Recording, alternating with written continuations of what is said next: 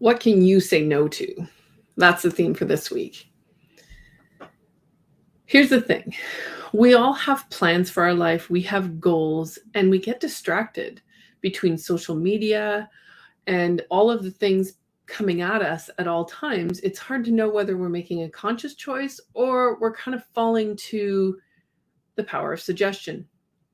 For example, I went to a friend's place and the daughter does crochet. We started talking about crochet. What shows up in my Facebook feed for the next few weeks? Crocheting.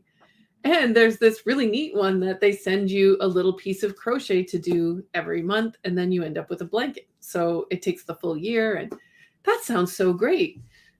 But I don't enjoy that. I've multiple times tried knitting and different things. I get bored and I move on. So I know that this is not something I want to do. But it keeps showing up in my feed, and I start going, well, wait, do I actually want to do that? Maybe I should do that. No, that's not something I want to do. So moving on. Maybe later it'll be something I want to do. I won't shut it down completely, but it's just that consistent power of suggestion. And here's the thing.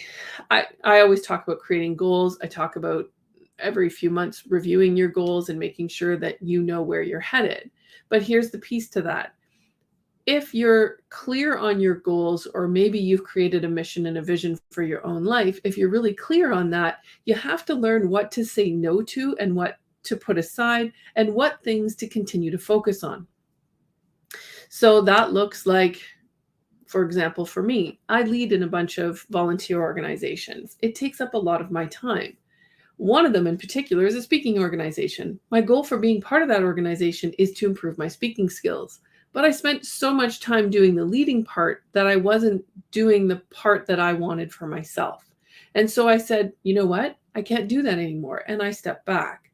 It wasn't easy because I'm such a driven person, because I've been leading in that area for the last 5 years. It was really hard to step back and just let someone else take it on.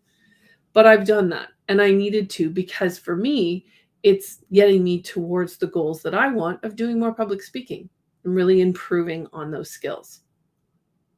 So I want you to think about what's going on in your life right now and what you can say no to.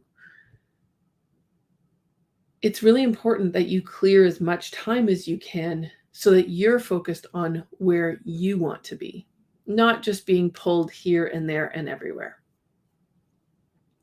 As always, if you have any questions, I'm happy to answer them. If you are a small business owner, I'm starting a course in November, and we're going to talk about hire to hire. And so specifically for the entrepreneur or the solopreneurs, we're going to walk through the best way to get contractors and all of those things to take the fear out of it for you.